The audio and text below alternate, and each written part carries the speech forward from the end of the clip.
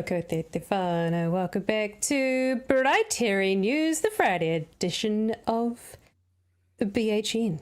With myself and Magenta. How you doing?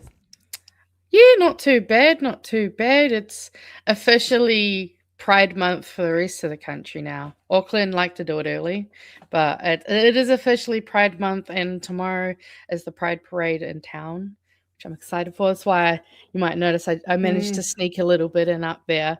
But yeah, it's not been too bad. I fucked my back up, which has been kind of throwing my whole week out, but it's fine. We roll with it.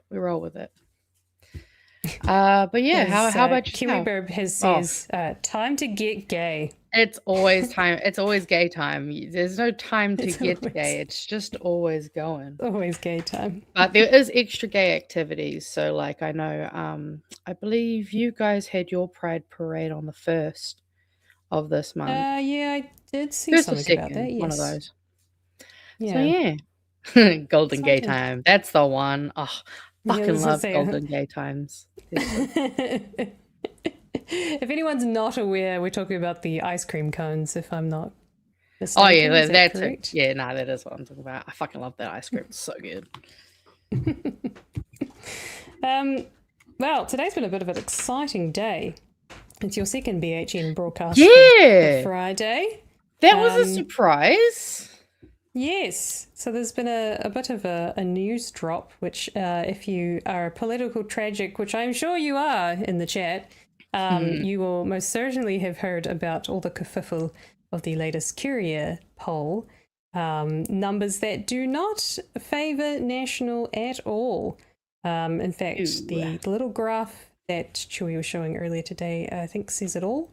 Actually, I need to grab that. But yes, it was I'll find the graph if you top like. story. Oh yes, if you can find the graph, that'd be great. Yeah, top story for 3 News. I was messaging Pat earlier about this, and because I couldn't find it, I was watching TVNZ as I typically do, thinking this is going to be the top story of the night. And TVNZ, understandably, started off with Iran, and then they didn't cover it, which was a bit odd. At least not that I saw. Wasn't really top of their top of One News. They pulled all their stuff from RNZ, which they typically do anyway. Stuff, however, 3 News, they led with the story, which kind of makes sense because typically 3 News are quite politically active. They tend to keep an eye on things. But as I was messaging Pat, I'm just like, oh, that's a bit weird. It doesn't look so great considering all the Goldsmith stuff that we've seen this week.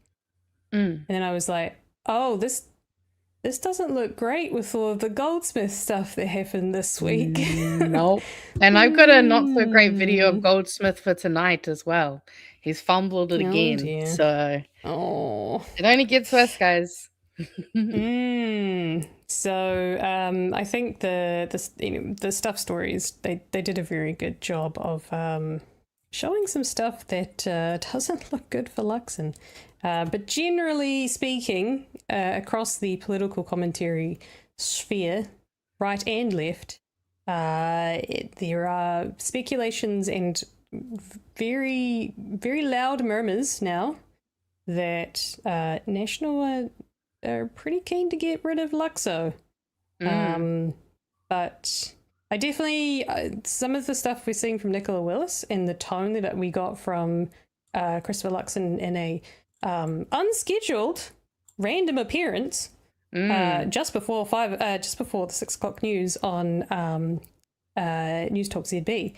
Different tone from him than I've seen when it comes to polling and his opinions about polls. It's definitely, there was a bit of a tone shift, and I was like, interesting. Yeah. And also because I was watching the 6 p.m. news a little bit before the show, and I saw there was some more interesting news coming out of National as well. That's not going to stack on too well with the poll as well. It's a bit of a messy time. Yes. In other news, we're gonna take ourselves overseas because we also have to look at, finally, because there's so much happening this week, we're going to have a look at the Hannah Spencer story. The plumber, Hannah the plumber, who overthrew a Labour stronghold, Labour-dominated seat over in the UK in a by-election. She's a member of the UK Greens. And we'll also look at some polling data from the UK, which also shows that the Greens have overtaken Labour. So let's go. That's interesting. But I think that will be very exciting for a lot of us who are the progressive left. And then the other big news of the day that was a bit shocking for those who are political tragics like myself, Kristi Noam is gone. Yeah, that one was a bit of a shocker. I mean, a nice surprise, but someone a surprise nonetheless. What did they say? A shock, but not surprising. Yeah. Like it was just like, oh shit, didn't expect that, but also, wow, kind of makes sense. Well, I mean, hey, they're not doing anything about the Epstein files, so they got to do something. So yeah, we'll have a look at a few of those things. Plus, Trump said that he would pick the next leader of Iran. There's so much shit happening with the US at the moment. So yeah, fun times. Got a lot to get through tonight. World's on fire. I feel like this. Yeah, the world's on fire, but there are some little nuggets of good. Yeah. Little. It's also been really cold in Wellington, so I can just warm my little. Oh, have you guys had the heat wave? Did the heat wave come through? There's a heat wave? There's a heat wave? No, really. We were up to 23 degrees today. So must be nice. I'll have a look. Maybe nice. maybe tomorrow will get really hot for Pride. Who knows? Fingers crossed. Maybe. Yeah, we had a massive heat wave that just came through out of nowhere today, which was great because I made my way down to the ice rink, so I was nice and cool. Oh, nice. You actually managed to go get a skate in, did you? I did. I had 2 this week, which was nice. Very good. Beautiful. Thankfully. Except my body now hurts because I'm trying to get ready for competitions this year because it's been a while. And my body is not ready for that. So, yeah. Someone said it was, 30 in Dunedin today. What? Damn, man, you guys had Dunedin. Summer comeback. To be fair, a 30 in Dunedin is much better than, say, I'd say like a 27 in the Bay of Plenty. Ooh, 29. Damn. Yeah. 29. Pretty dry. It's pretty dry down here, but yeah, no, it's still. Nah, it's dry heat. You like it. You like dry heat. I much prefer the dry heat because if you're in the shade, cools down about 10 degrees, and if you come out, you get crisply burnt. But if you're up north, it's just like there is nowhere to escape this heat. It's just following you. It's sweaty everywhere. Blech. No, thank you. Alrighty. We should probably do our thank yous, and then we should probably jump into the good stuffs. Yes. The formalities,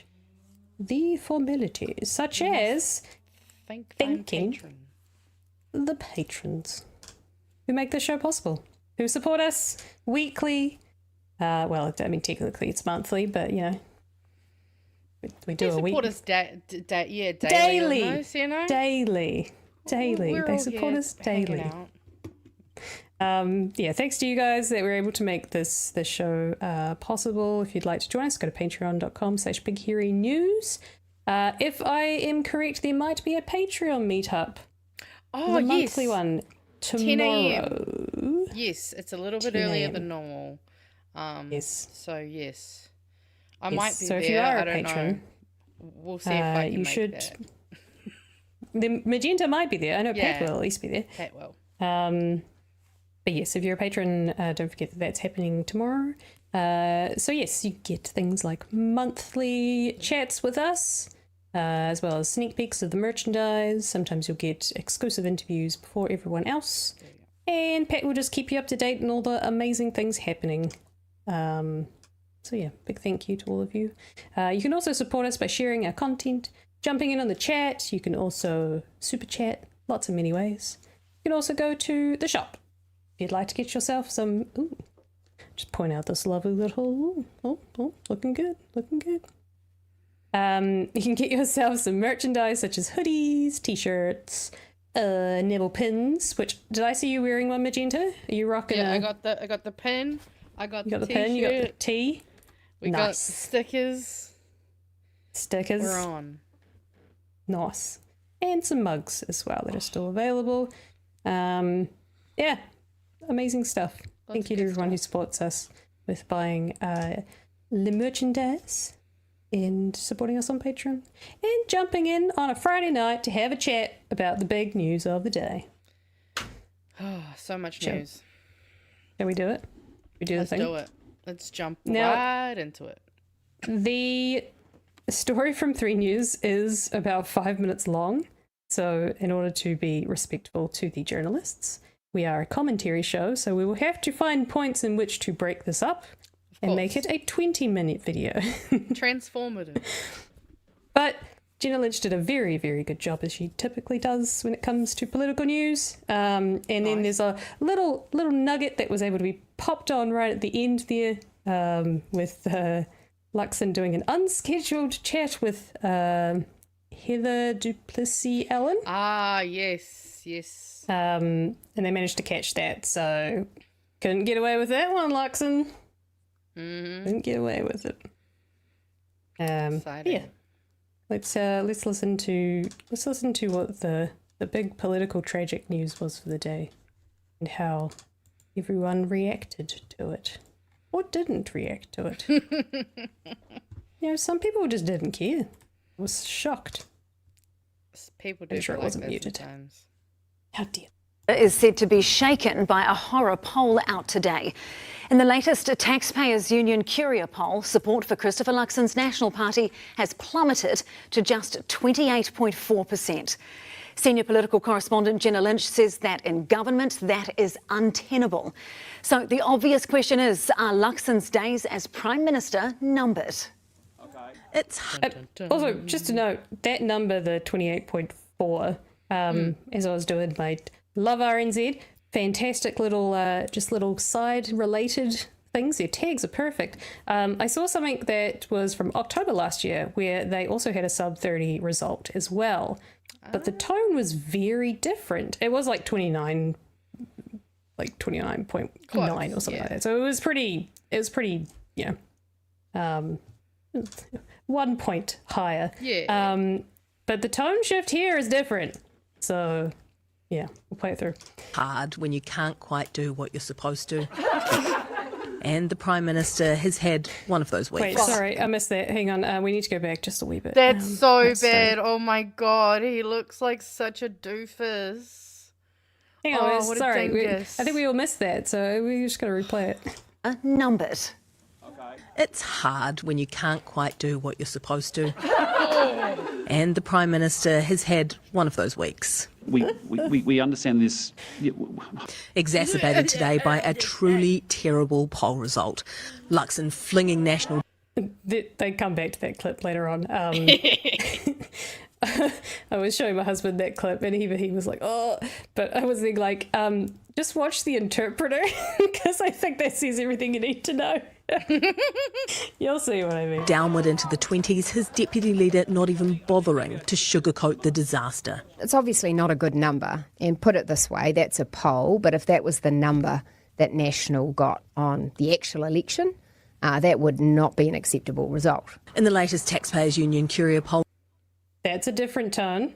We've seen very dismissive tones when it comes to polling. That was an acknowledgement of polls and seats. They typically don't even entertain it, as far as I've seen.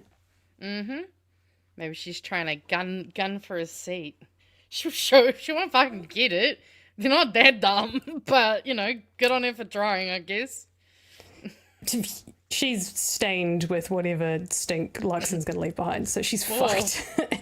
If anything, she will jump into his shoes for a little bit, but I do not think she's going to poll any better. Nah. They can try, but... Abysmal. Anyway, Jenna Lynch makes the same speculation as well, though. National has nosedived down below 30 to 28.4%. That is untenable. Contrast that with Labour out in the lead on 34.4%. Usually not that good, but under the circumstances, it's put them in pole position. There's not much movement among the smaller parties. Greens on 10.5, New Zealand First on 9.7, ACT on 7.5, and Te Pāti Māori on 3.2. But translate. Here's an interesting little observation as well. Greens, 10%. Fuck yeah. New Zealand First polling above the ACT Party? Interesting. ACT Party polling that low on the TPU, which is like basically the ACT Party. Yeah. That's pretty bad. It's pretty bad. It's pretty bad. It to seats and Nationals losing the Treasury benches to the left. Labour able to make up the numbers with the Greens and Te Pāti Māori. Absolutely, we need to do better than that, because the risk, if we're polling at that level, is most importantly, and I do sincerely think this is worth considering, is that there could be a change of government. At the end of the day... Oh no. Guys, there could be a change in government if we don't win the election. I found that line. I'm just like... It's almost like I think there's a we need to be hashtag. Like, there's literally a hashtag. You're gonna be out. And then this take by... I always put it right sometimes. I think Pat's the one that says I almost vomited in my mouth when I had to say this. Unfortunately, David Seymour is correct in this statement as well. Change of government. At the end of the day, the election's a long way away, and people will judge us closer to the time on whether our policies have worked to turn around the economy. The party is not... I mean, we do have quite a bit of time between now and then, because the Green Party are going to, like, eat up a bunch more of those votes. You're right, David. Just not in the direction you think. But let's be honest, he is right. Nobody's going to give a shit about any of this stuff until... They're not paying attention until, like, 2 months, if not 2 weeks before they have to vote. So... Exactly. Guys, we all have to swallow our vomit. He might have been right. Yet hitting the panic button and drawing their swords, but there was already disquiet in the lower echelons of the Nats ranks. That was the most random clip. What the hell? For those who were not watching, that was Christopher Luxon sword fighting? I think I remember what that was from, or I remember seeing that. It was a while ago. But anyway, someone in the chat can remind us what exactly it was. Nice. The party is not yet hitting the panic button and drawing their swords, but there was already disquiet in the lower echelons of the Nats ranks, with those in marginal or list positions feeling squirmy in the 30s. And Luxon's shocker of a performance on Monday over New Zealand's position on the US and Israel's strikes on Iran has heightened tensions. Well, I mean, we obviously understand. We're not saying that. What we're saying is that we understand this. I don't have any clearer, guys. I mean, rubbing salt in the wound of... Sorry, again, you gotta watch The Interpreter. I think that's all you need to see. Just watch. Well, I mean, we obviously understand. We're not saying that. What we're saying is that we understand this. I don't have any clearer, guys. I mean... rubbing salt in the wound of the poll result. This, from Nicola Willis, is savage. So I don't think it's been a great week for the Prime Minister. I don't think it's been a great week for the Prime Minister. Ouch. That is a devastating public statement from your 2IC. It could... Especially when those two are in lockstep. We have not seen her waver on questioning his leadership this whole time. She is like, they are thick and thin. So when she's suddenly going, it's not a great week for the Prime Minister... I think she's finally starting to go. You're muted, by the way. I was just saying, it's got to be a lot worse then, especially if she's only saying, oh, it's not great. Okay, so it's like, oh, it's terrible. It's absolutely fucked. Cool. Great. Love it. She's, one, acknowledging the polls. Two, she is not unwavering in her support of Luxon. And there's another clip again which shows that typically from what we've seen from Nicola, and I assume you would probably agree, is that anytime there's question about Luxon, it's a straight away, nope, yep, I love him, he's great, he's the right leader for us. Like, there is no there's no space or hesitation. It's just like, I know this man and he's the right person to lead. There's just no room for questioning. Well rehearsed and regurgitated. Yep, without a question, without a doubt. That's going to change a little bit. Be read as an attempt to distance herself from the leadership ticket, and when asked to say Luxon was the right leader, it took a push for her to say yes. Is he the right guy? Well, he has the backing of the caucus, and You're not giving me an answer. Is he the right guy? I mean, it's a simple yes or no answer. Well, yes, I am giving you that answer, which is that I'm saying he has the backing of the National Party caucus. Christopher Luxon has gone to ground. I'm sorry. Okay. No, that wasn't a resounding yes, Right. Miss Willis. Because she didn't actually say yes. I promise. I'm saying yes, the caucus has his back. Yeah. A little bit different. They got him. A little bit different. He's going to need the Is he the support. right guy? Well, he has the backing of the caucus, and You're not giving me an answer. Is he the right guy? I mean, it's a simple yes or no answer. Well, yes, I am giving you that answer, which is that I'm saying he has the backing of the National Party caucus. Christopher Luxon has gone to ground. That is not a typical answer from her. I think we can all see that is not a typical answer from her. Yeah, that's definitely got some hesitation in there. Like, no stuttering, because she's not quite as bad as Luxon, but... She's actually a politician, so she's kind of... Yeah. She's kind of a bad okay at this. politician, but she's not great at her job. She's a bad finance minister.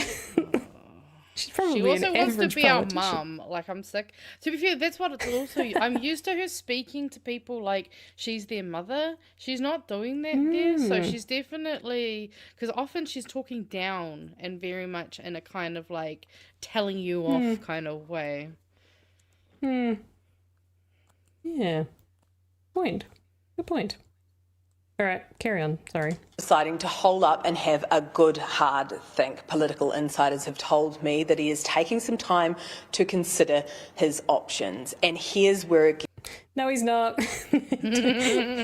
he went running to News Talk TV. Oops. Whoopsie daisy. gets serious. Behind the scenes, some MPs are saying things like he has support as long as he wants to do the job, as long as he wants it. That puts the onus back on Christopher Luxon, someone who usually has unwavering confidence in himself. There is widespread recognition within the party that a bloody coup is the wrong way to go. The public hates it when political parties talk about themselves. So it seems that Luxon is the only one with the deciding vote on his future, for now. That's some hyper-individualism if I've ever heard it. So, wow. I don't know.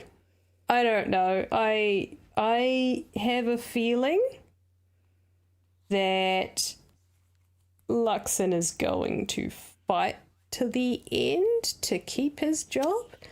But I think if you're a smart person governing this party, I think you'd be pushing him out the door. But in saying that, I think all of us are kind of looking around going, who the fuck's going to take his job? Yeah, I mean, I would rather he stays in because I don't want them to potentially have a chance to reclaim some of that votership and trust.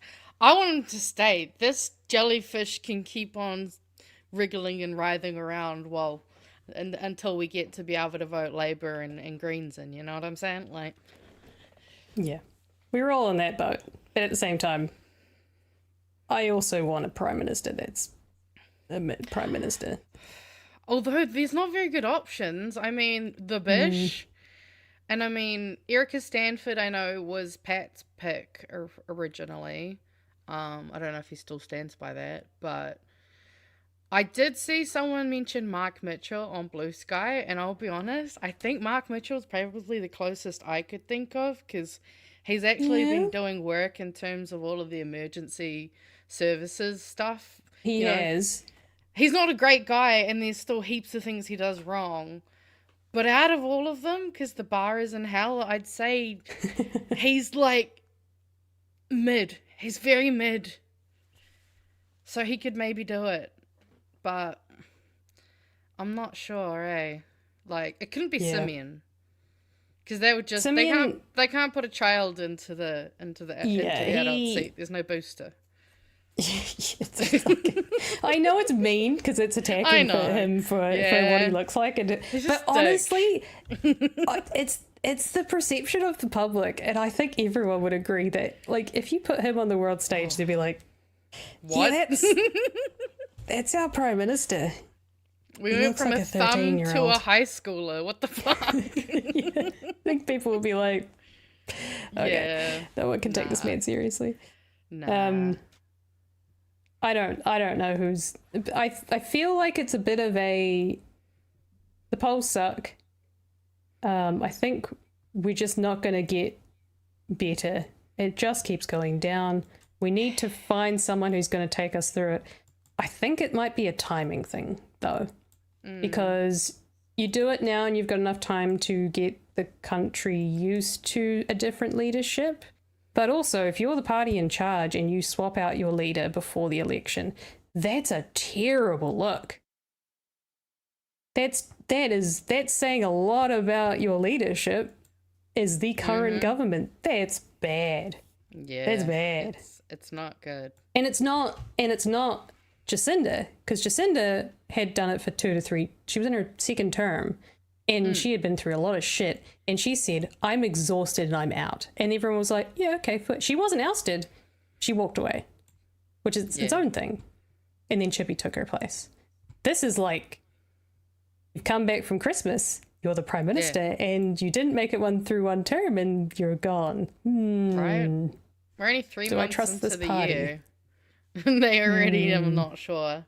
I guess that's the thing is, like, we do only have so much time between now and then, you know.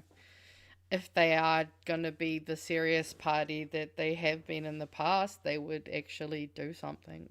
Probably, at least that's what I think they would probably do. Fuck knows who they would put there, though, because, yeah, again, just a bag of shit options.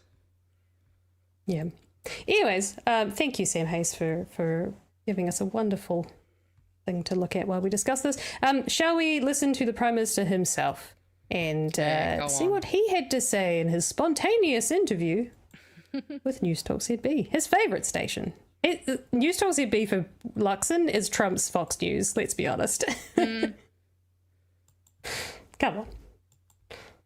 We're all thinking it. Well, in the last hour, Christopher Luxon has made an unusual, unscheduled appearance on News Talk ZB with Heather Duplessis-Allen, and she asked him if he's considering standing down. No. Why not?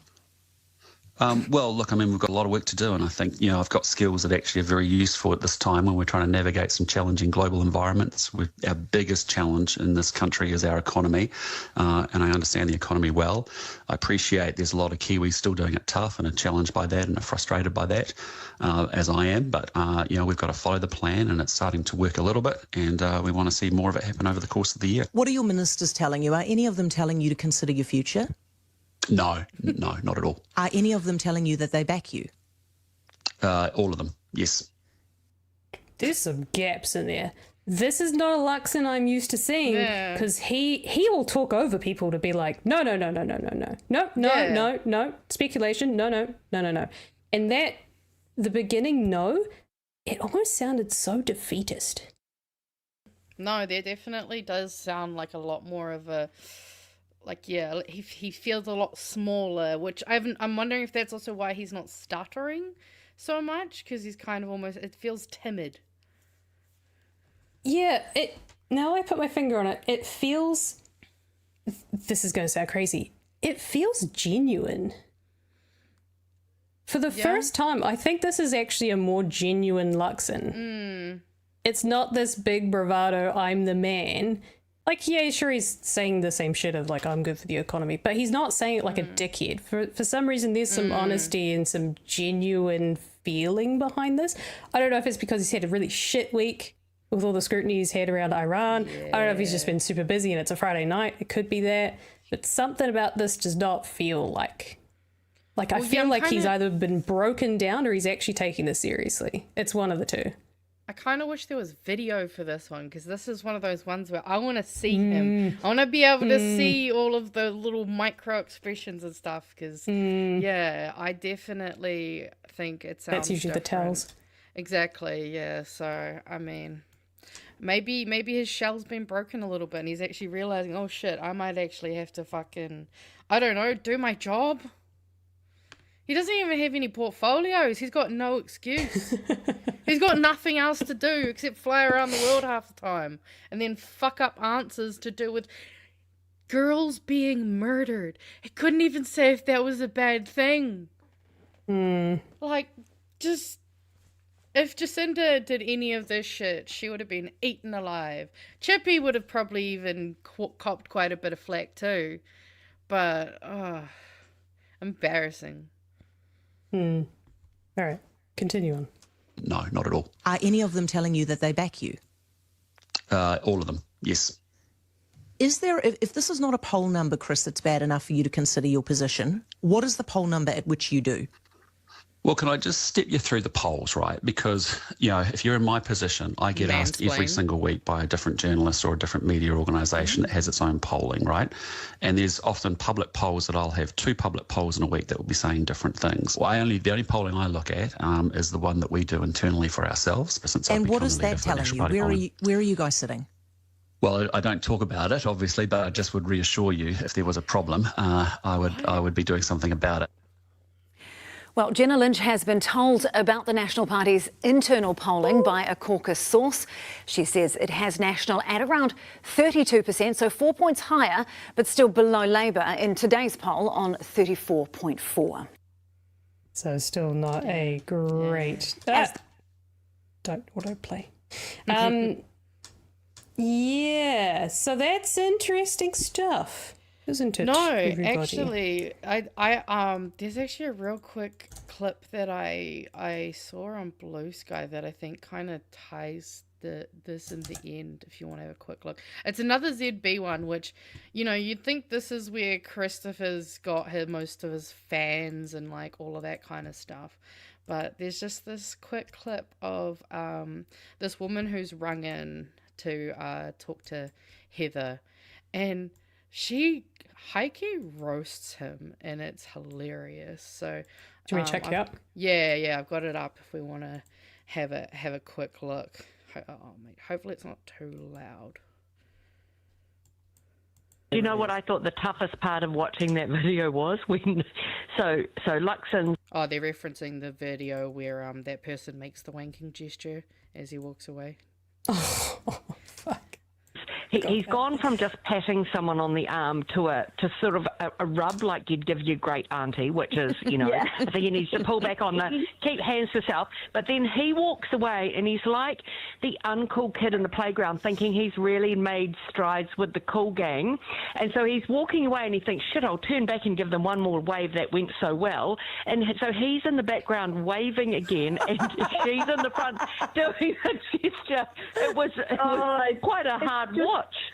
It's awful, and it's kind of like you feel that his political advisors will be telling him again and again, you know, just be yourself, be yourself. But the problem is, what is being yourself is that you know, basically are outperformed by your lectern every time you give a speech.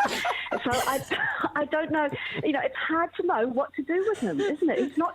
And I just thought that lectern line was just like, whoo. And like, again, she says, I think she'll continue to say, yeah, this party. Doing anything wrong as such. He's saying the right thing. Which, like, you know, I personally think that's questionable. But again, News Talk ZB, this is their whare. So if she's even saying this...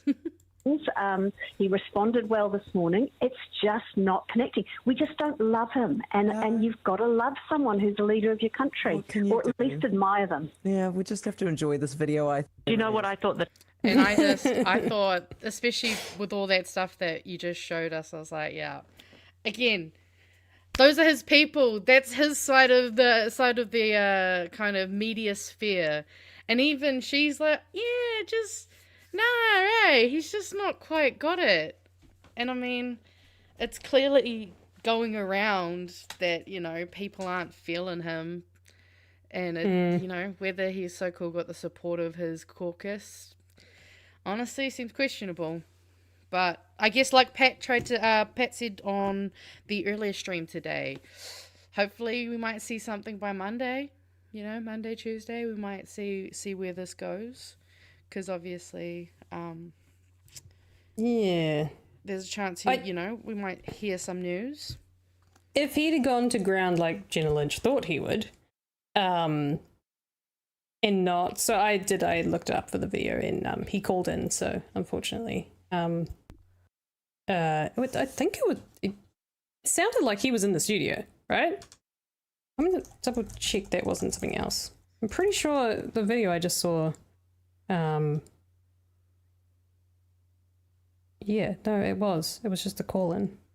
Yeah. Why was the audio so good then? Yeah, so I don't know.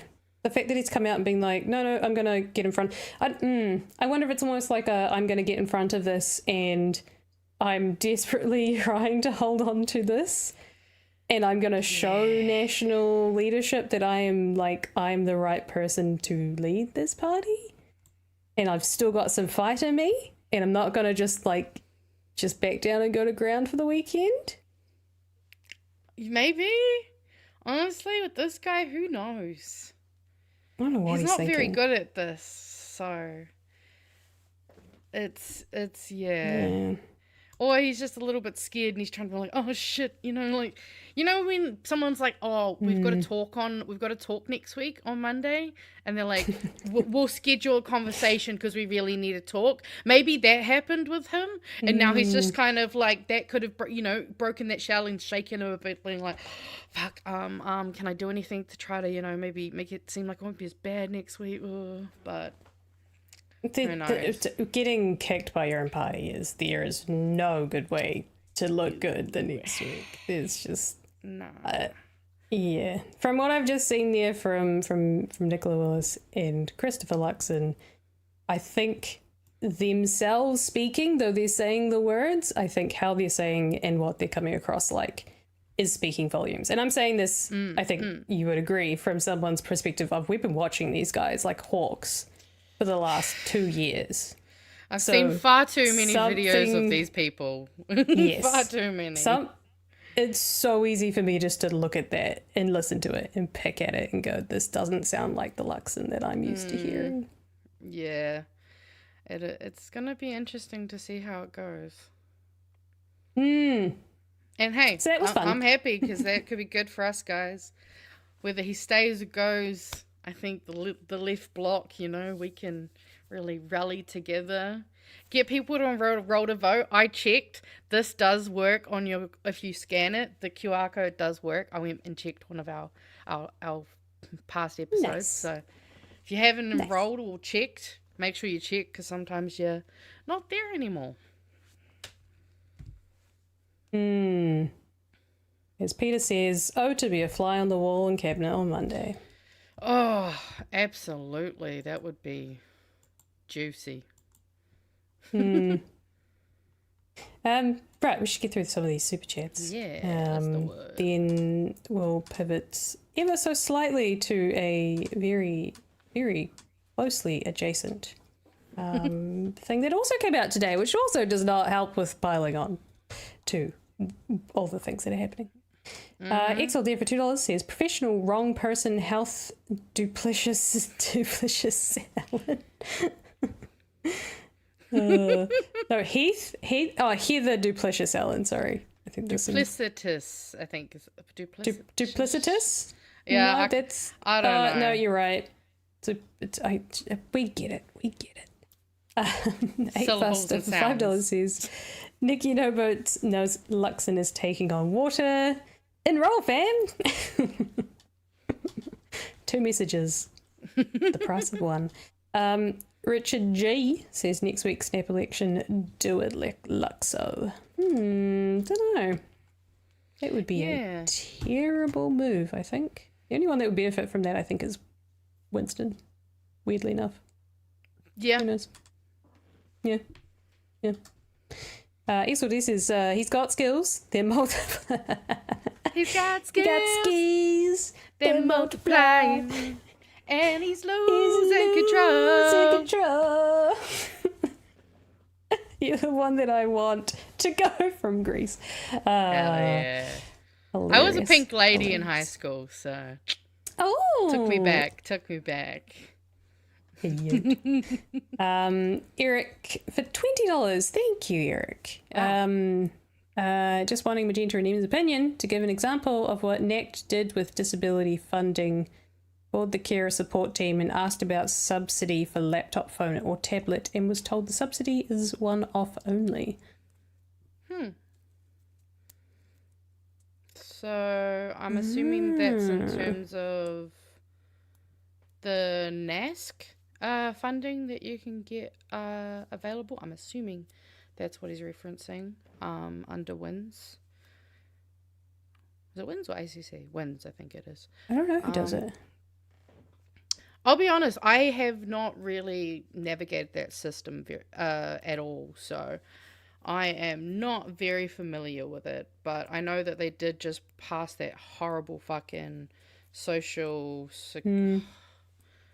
remember all the words for it, the one that they passed yesterday, I think it was. Social Security? That's the one, Social Security. Yes. Yeah, it is NASC. Sorry, I had to read the message a few times. I think they were saying, which I'm really sorry, that the carer support team denied their a subsidy for laptop, phone, or tablet, which kind of is shitty. I mean, anything that these guys have done that's affecting the most vulnerable of society, I think is just shit. Yeah. Just shit.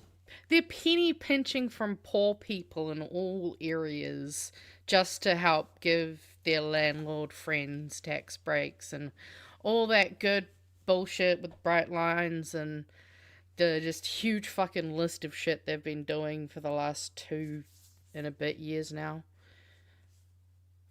Yeah. These guys suck, and we need to ditch the pricks in 26. And if you'd like the merch, go to bhn.nz in our shop. Ditch the pricks. Righty. Before we jump into our other stories, because this popped up, not last minute, came at 1 p.m. today. But also on the line of some bad polling for National.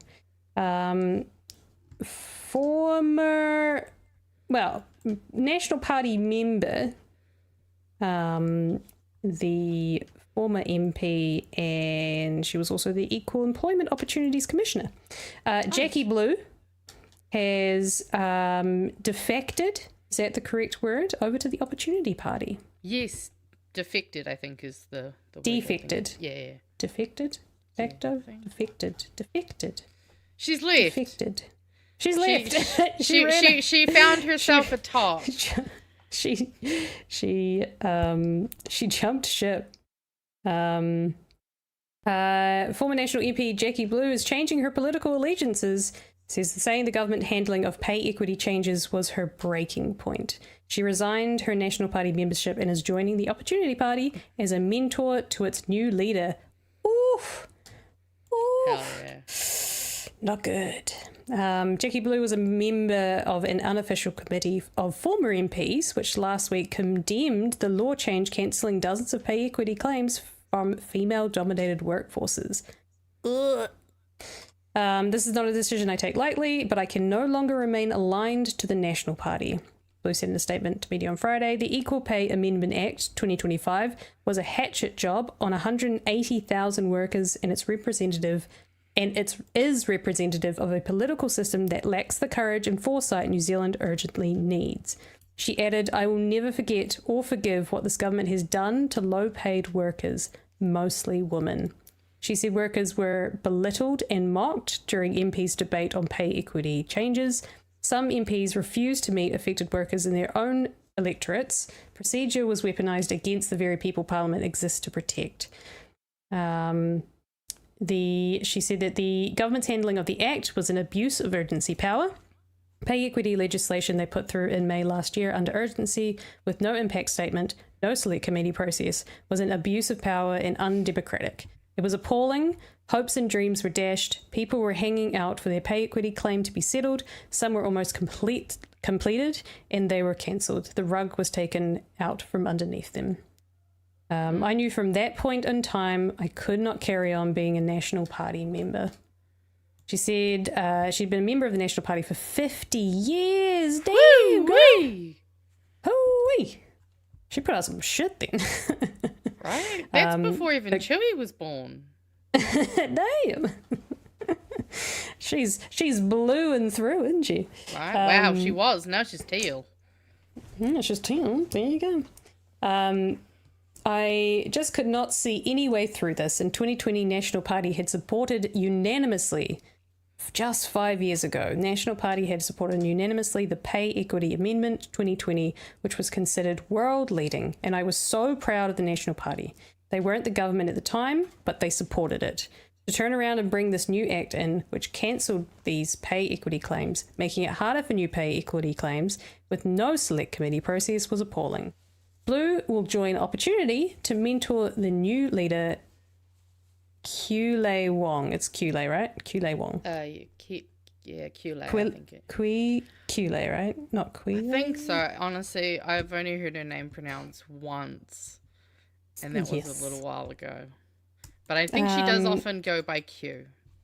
Q, I think, yeah. Yes. I just said something that went through my brain about. Anyway, she called Kulei an amazing woman. I first got to see her when she was on Q&A with Jack Tame, and I was so impressed with her. She's a natural communicator, warm, relatable, down to earth. Totally agree with that. What I've seen, I'm so impressed, and the policies the Opportunity Party have, and more policy details to come, are looking at new approaches to very difficult issues that I haven't seen before. She praised Wong for having the courage to enter the nasty business of politics. Opportunity is standing on a platform for transformational action and fairness, two things I have dedicated my career to progressing. That's why I'm so proud to join them and support their 2026 election campaign. She also joins former Labour MP Ian Lees-Galloway, who's also advising Wong.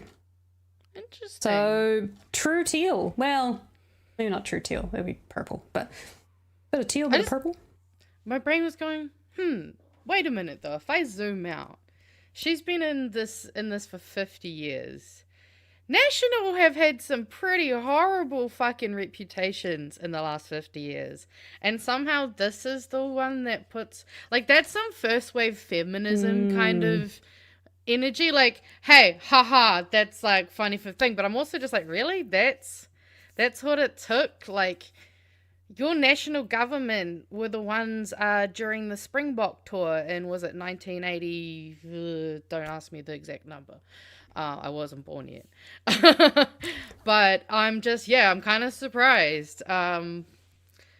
But to be fair, this also timing is pretty fucking bad for Luxon, given everything we've just talked about.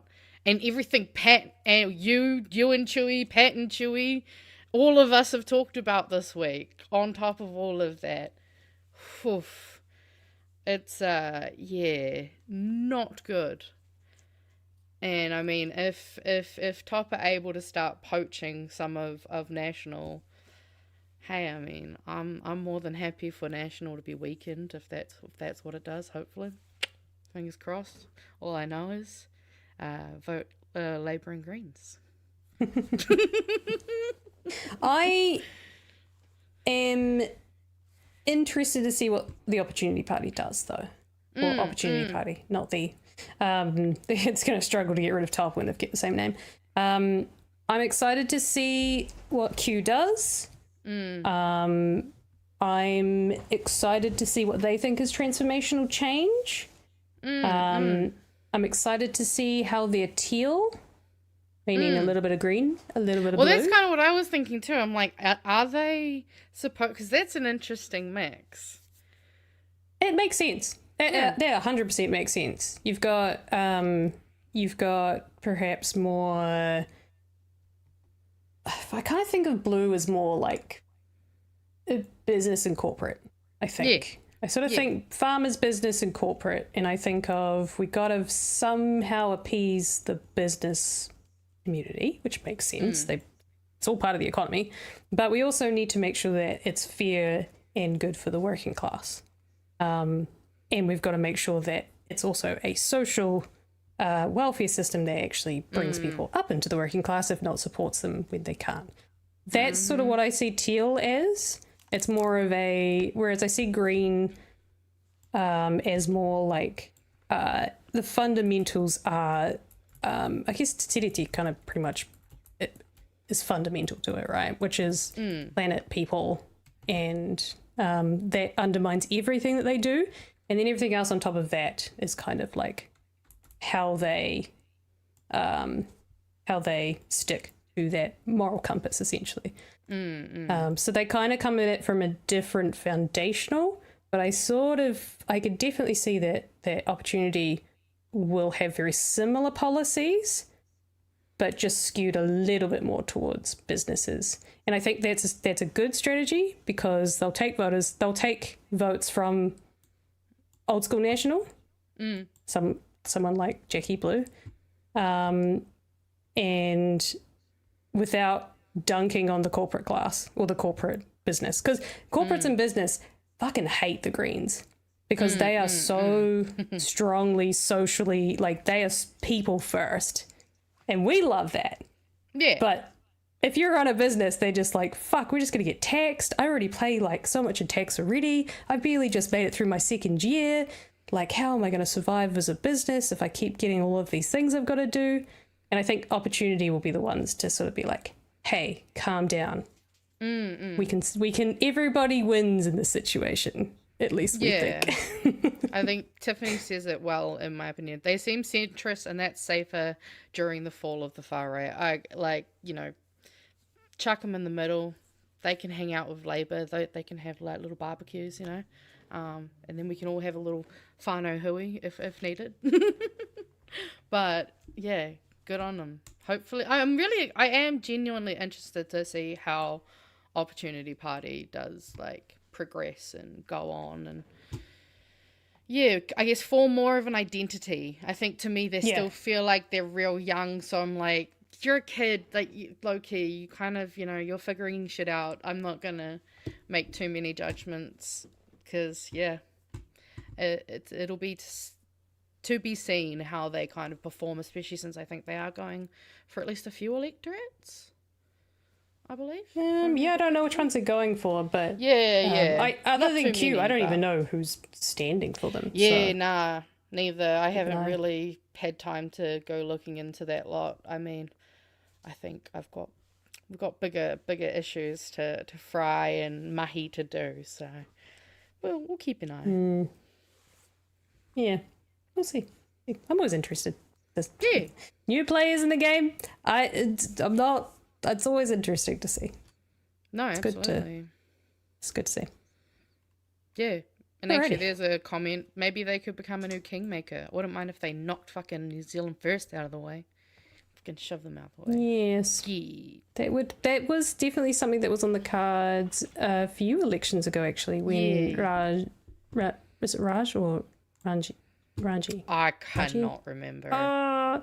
I was not following that one. Raj Manji? I'm so sorry, dude. They were speculating that they would be the kingmakers. Because they were kind of seen as above Te Pāti Māori, which goes to show how much like the general consensus has changed in the last 10 years, probably. Raf Manji. That's his name. Raf Manji. Yes. Thank you. Raf Manji. Thank you. Thank you. I know I see letters, I just don't remember which ones they are.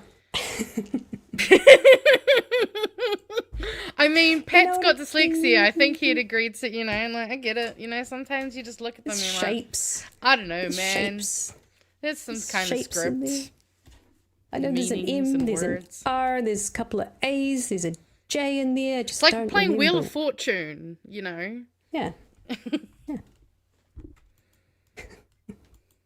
I love our chat because they fucking hate it when we say anything good about any other political party. Nah, they'll live. They'll live. They love They'll us. live. It's the game of politics, guys. I mean, come on. We can't give too much favoritism. We've got to give the other guys some bloody airtime. MMP, baby. Mm-hmm. Do you want to have a quick break with some memes? Yeah, why not? Why not?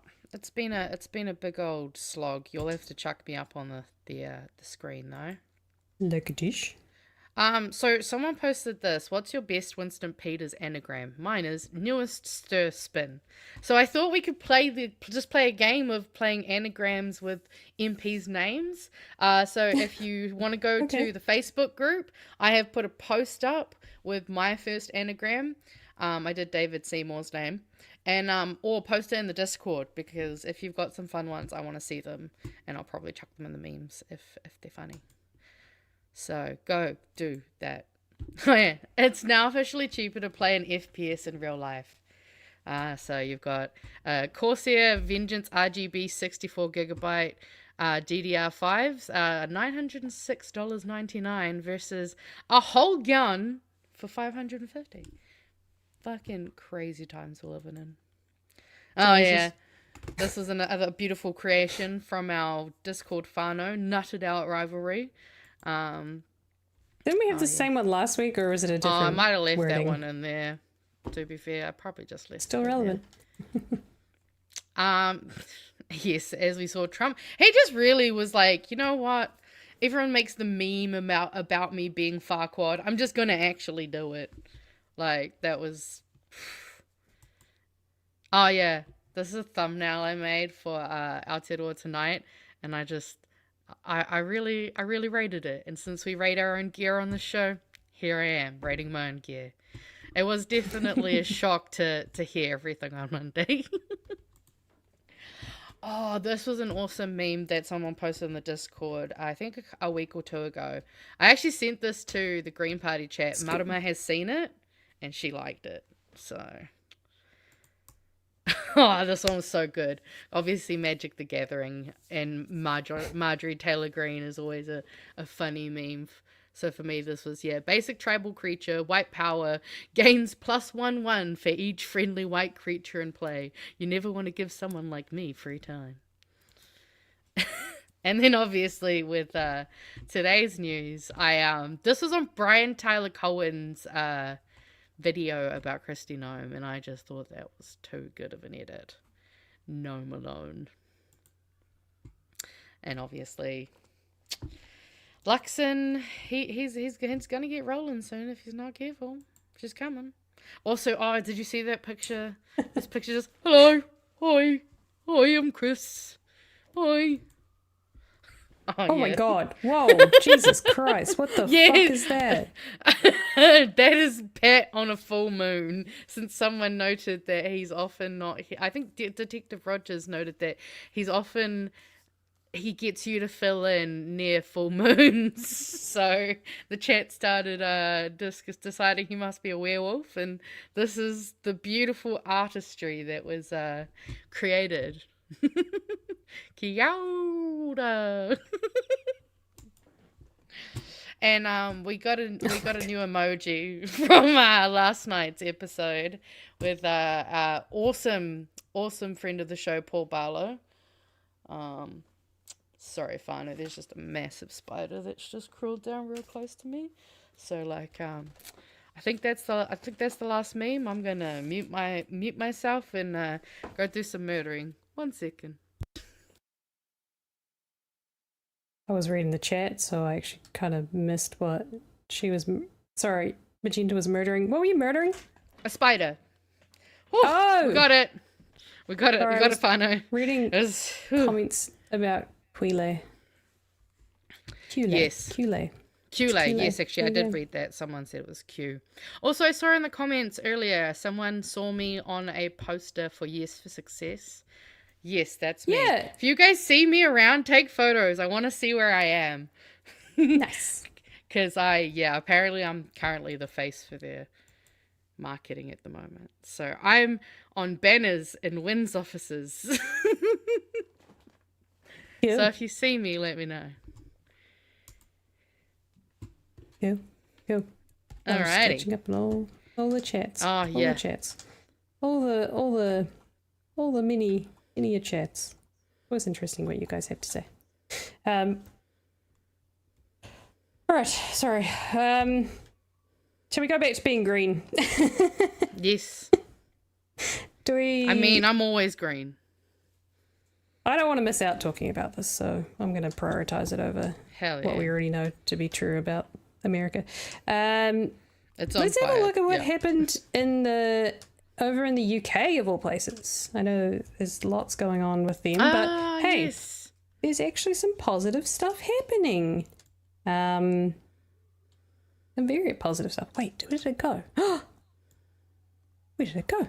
No, I accidentally clicked something. I did. That's what I did. Yes, Hannah Spencer. She was the winner of the Gorton and Denton by-election, which was a seat that was held by the Labour Party or the UK Labour Party for many a year.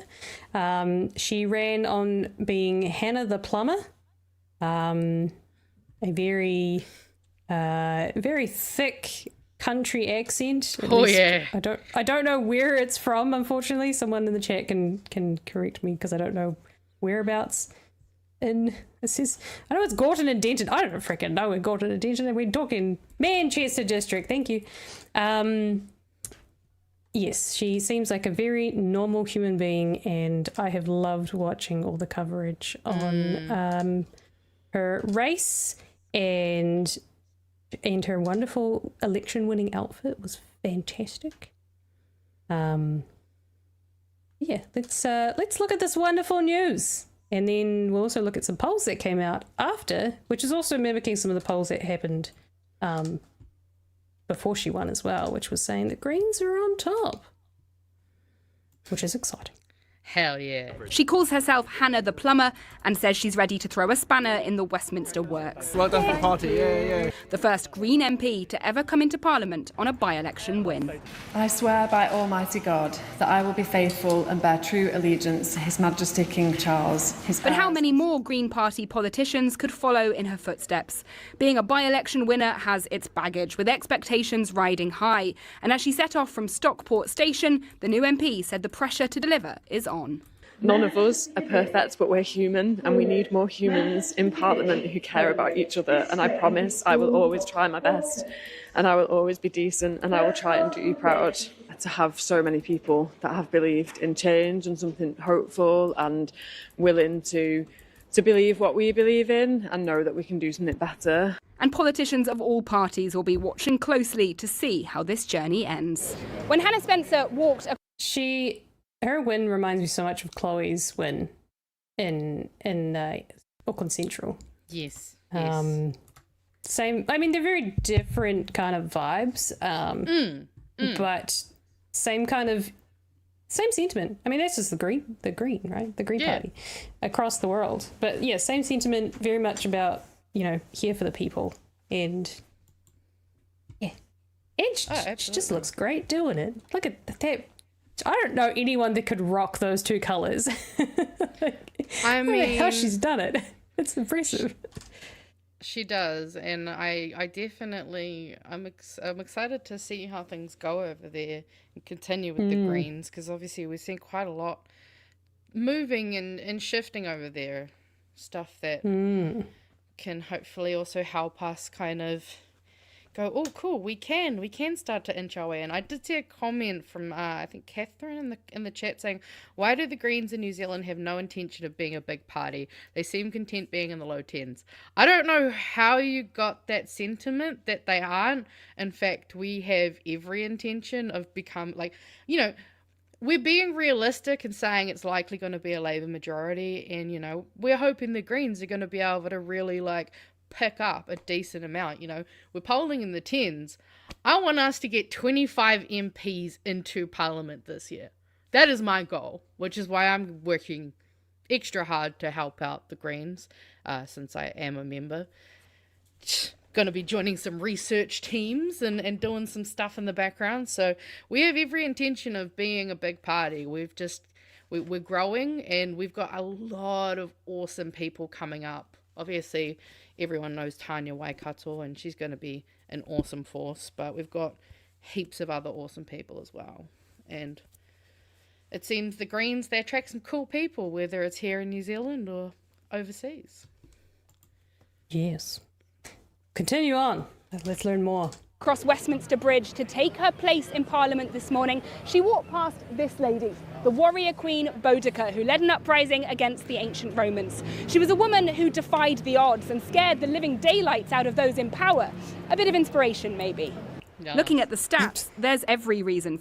That's really, I didn't realise that was there. That's bloody cool to have that so close in the middle of That's London. Epic. Very cool. For Labour to be worried. The Green Party needed the vote to swing by 18% to win Gorton and Denton away from Labour. They got 26%. That's a swing that would be enough to take 52 other seats in the North West in a general election. And while this could be a one-off, it's still a stark fact for Labour MPs to contend with. That's a huge swing.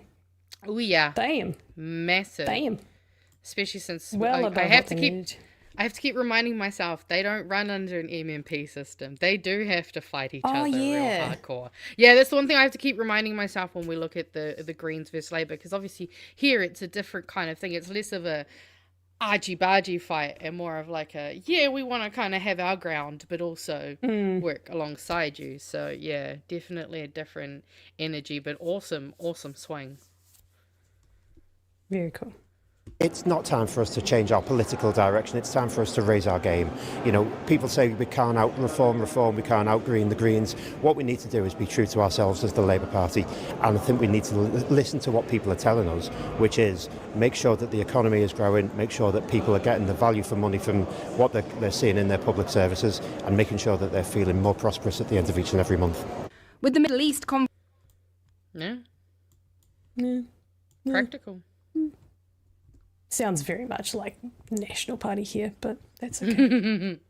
The Labour over there are just, the left party at the moment. There's lots of criticism, fear of Yeah, see, that's what I do remember hearing even in the lead up to the main election was like, they're going to vote Labour, but they are kind of a Tory light party, so, again, it's trying to shuffle. Yeah. Carry on. Conflict capturing Parliament's attention, this was still a moment worth marking as Hannah celebrated with her rescue greyhounds and fellow Green MPs. This by-election had a lot of national noise, from the Prime Minister's position to Gaza. So what's the first thing you're actually going to get done for the people of Gorton and Denton? One of the things I want to do is restore trust in politics, and I think we've gone some way to show that in the election here. But I also want to tackle things like the cost of living, the NHS that is really broken but can be fixed, and generally to improve the lives of people in Gorton and Denton, which I know is possible. We just need someone who is going to fight, and I'm about to head in and fight. It can be hard to deliver on big promises when you're not in power. Are you feeling that pressure?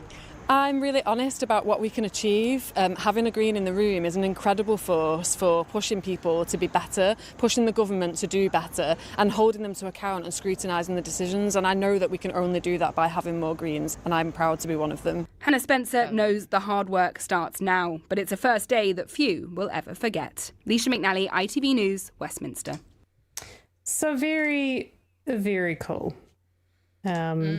It is again one of those things of like, you've won the seat, but the battle's only just begun. For sure. And I can imagine it's pretty tough environment. But that said, even before the win, the Green Party was polling really well. Oh yeah. And they have overthrown the Labour Party in polling in preferred in the preferred leader or preferred party. Just preferred better popularity. Popular. Okay, we found words. We found them finally. Found words. I'm surprised. Reform UK is fucking high up there. I did not realise they were that high up. Yeah. That's concerning. Yeah. But you might be able to see 23% for Reform UK, which is the UK's current right-wing, very right-wing party. The Green Party is now at 21%. the UK Labour Party is down in the teens at 16%. Not great. That is not. And the good. Conservatives, the traditional right-wing party, are at 16%. So not great. Not great. Yes. I think it's also probably important to listen to Jack Polanski. Zach. And see what one second. I'll just be right back. Is it Zach or is it? Oh, it is Zach. What am I saying? Jeez, I'm so bad with names. We'll have a quick listen to what he said after the very historic win. The UK Greens like media strategy is fucking on point. They are doing top-notch stuff. Labour's electoral stranglehold is over. This is a seismic victory. We have torn the roof off British politics. This is an existential crisis for the Labour Party. No longer can they try and scare people into saying they have to vote for something because they're worried about the least worst option. A vote for the Greens is a vote both to stop reform, to stop Labour, and for something hopeful and a plan. This was number 127 on the list of Green Party target seats. There are at least 126 seats where we can win with a smaller swing than we saw here. But actually, we can win anywhere. Oh, such confidence. We love. Yeah. So, you muted. Hello. I said, yeah, that's awesome. And like, if you pair that with Mamdani in New York, I think we're definitely getting pockets of, we can do it. That just requires a lot of mahi, especially in terms of like they're running their campaigns. Like it's always people power. It's always door knocking, phone calling that like really, you know, the kind of boring stuff, I guess, that people don't really feel like doing. But I mean, I know for a fact that the Greens at the moment are already doing door knockings on the weekend. Phone banking's already started, you know. Like there's a lot of help that we can give people. So if you've got any time to donate your time to your local, you know, party, go for it. That's Absolutely. how we can fight this shit. And we're seeing time and time again, grassroots campaigns, more money, boots on the ground. It is working. So there is, I think it's the time for, it's time for a bit of a change. And I'd like to see Labour also jump on board. Maybe join the progressive change, get a little bit more radical. Yeah. A little bit more confident, a little bit more progressive. That'd be great. In all honesty, Labour don't have to do much to be opposed to oppose National. Like, National have done a great job at outlining that they are a very right-wing party, no longer the centrists. So, fortunately, Labour might not have to do a whole lot, but still push them. Yeah, no, we need to expect a lot out of them. It's a privilege to be able to be an MP and to run a country. It's not a right. And I think that's something that, you know, I think I was having a conversation in Curia Poll's chat during this week, talking about, you know, how people like Tamitha are awesome to have in Parliament because she's a person that feels like a real human to a lot of people, that actually represents people. And we need more people like that. You know, she's I think one of the only MPs who is a renter. You know, we should have... Oh, wow. Most of them own their own homes, if not own multiple homes. Tamitha's actually a renter. When she's like fighting for housing, she's in the fight with us. And I think that's, you know, one thing that I'm really hoping we'll see as well this year, especially from, you know, within Labour and the Greens. We've got Gary Payinda and Craig Rennie who have joined Labour. We've got Tanya Waikato and a bunch of awesome people that are joining the Greens. So like, you know, we could see a lot of change this year. And I think as much as we look at these polls and go, cool, that means that we're more likely not, like, that is what it is.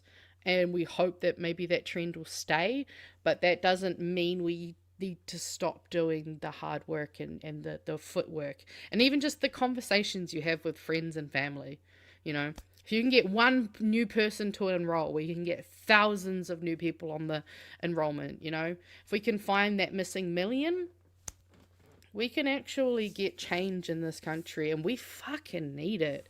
Because I think I've been watching a lot of Philip DeFranco and stuff recently, and he was kind of reflecting on how he sees his show in 2016 when Donald Trump was running for the first presidency. And he's like, man, if I could go back in time and tell myself to stop memeing so hard on Hillary Clinton because she said Pokemon go to the polls, and actually got people to Pokemon go to the polls, things could have been different. And I think I like to kind of think of us as in that similar position as 2016 America. You know, it's all fair and fun to, you know, make fun of, well, you know, any of them for the stuff they're doing. But at the end of the day, we need to be making sure people see tools like the one that Paul has created on his website. You know, that is going to be an amazing resource that we can get out to people who aren't like us, who aren't fucking political tragics, who tune in at 9 p.m. every fucking night to talk about this shit. And it's great that we do this because we are, you know, this is a role that we have, and we need to make sure that we can get those snippets out to the people, you know. I know Ems has put up the clip from last night's show talking to Paul about all of the his website, because I think don't just send the link to your friends to his website, send him the video, because I think it is a bit overwhelming if you're just looking at it and you don't know exactly what everything is. So I think it's a great kind of accompanying video to put alongside, not just to promote us, but to just be like, hey, if this seems a bit overwhelming and confusing, here's a video that explains it, you know. And I think that's, like, again, what we need to be doing, making sure that people have the resources they need to be able to be informed voters. Because I'm not going to tell you to vote Greens, even though I'd love to, and I probably will at some point. I want to give people the information they need to make a more informed decision, which will likely fall to the left bloc. So, you know, a win-win. For sure. I just brought that up as well. That's if you go to election2026.co.nz, it'll take you to this page of Pulse site, where he's got a bunch of stuff. The election tools is amazing. Yes. This thing is crazy, but yes, go and watch the video because it explains a lot of the stuff. This is like a media bias, and where you fall it's on like the a political BuzzFeed spectrum. quiz, but with research. Yeah. It was fun. The fact-checking stuff, which is just insanely detailed. Crazy. The amount of work I was thinking you could play a little game and be like, hey, what's something that you care about that you want to vote for? And it's like, well, let's have a look at what they've been up to in education. Fees-free year 1 to year 3 shift. Oh, what's this? Or the 755 ministry roles disestablished. Ooh, what's that? Fantastical stuff there. So yeah, go and have a look at that. But yeah, go watch the video because I think him explaining and walking through is really good. No, absolutely, and it's a great way for people to kind of learn stuff they probably don't know nothing about. And I also realize, I'm just checking into the chat for you guys, but there's a Greens housing petition. If you haven't signed it, you should go along and give it a sign, because obviously the housing crisis at the moment is absolutely cooked. And you'd be able to tell why it's cooked if you go to Paul's website, because you'll have all the facts right there. Mm-hmm. That you will. Right, we got some super chats that we probably should go through. Super chatty. Middle Earth Marxist for $2, thank you, says happy Pride, Ems and Magenta, and chat, vote gay. Peter, 100%, I'm following this like a hawk. Kat Abu Ghazaleh, I think it's she's running in the Illinois, it's like the 9th district. It's quite a specific seat. Oh shit, she's young. Oh, she's young and she's cool. She's so fucking cool. Let's go. Gen Z. She does like multiple streams a week playing games, and then she had Brennan Lee Mulligan on. Yes! Okay, I need to find that. Automatically Yes, go look love it this girl. She's incredible. She kind of has her meme or her like branding is based around like being a cat and stuff.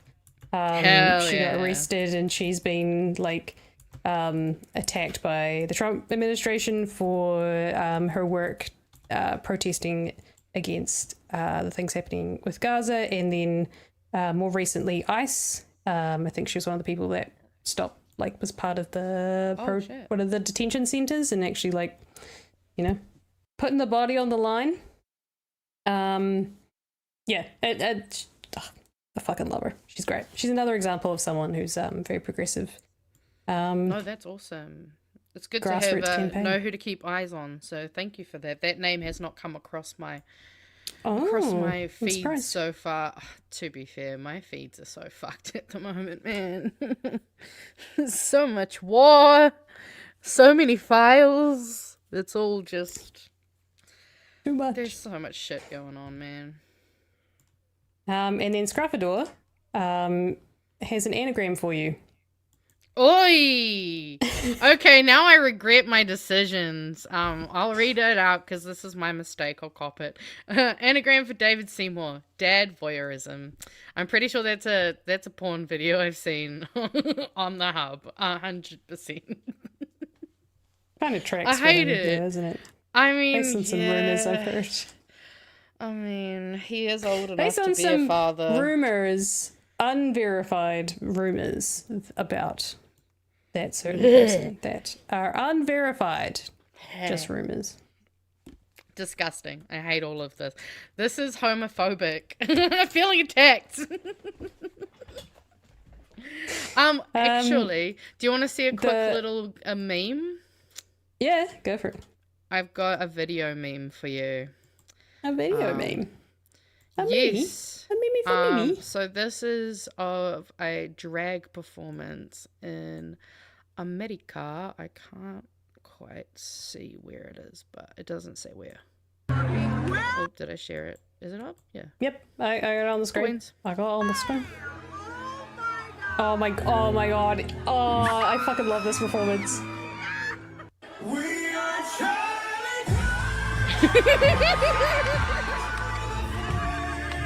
I'm sure Kiwi Bird will appreciate this. I don't know who this is, but I've seen so much of this stuff taking the piss out of her. Yeah, I think the character's called Erica Quirk. So. Yeah. So good. So memeable. I know, and when I saw that, I was like, oh, Ems has to see this. This is too perfect. Especially when she does those, like, hardcore, like, staring eyes. Yeah, here it is. It was... you found it? Yeah. Wait, go back? Yeah. Go back? Because I... God, that's like a slow-mo through it. Oh, it's terrifyingly beautiful. I love it. But yes, I saw that and I thought, you have to see this. Wait, I gotta show you. I gotta find the...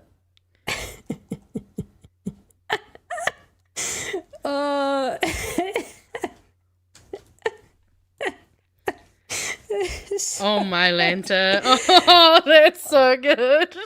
I came across the video. Is it this? Oh, I don't know what the original is. I see. I don't know how I don't know if I can do it, but they did a performance. I wonder if I can show it to you guys. You can always leave it muted if you're not sure about the music. So good every time. It's terrifying, but just perfect. It's oh, couldn't be more accurate. Couldn't be more accurate. Love, love, love. Too good. Too good. Oh, all right, now we can jump back into the news. A little cleanse, a little palate cleanse. Yeah. Should have done that last. Oh, damn. I'll see if I can find something. Oh, we got another funny video to watch, actually. We'll be fine.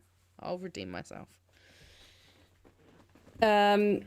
So we're back on the Epstein train because Trump's decided to create a war with Iran to avoid being accused or find any justice for the victims of Epstein and his international cabal and sex trafficking ring.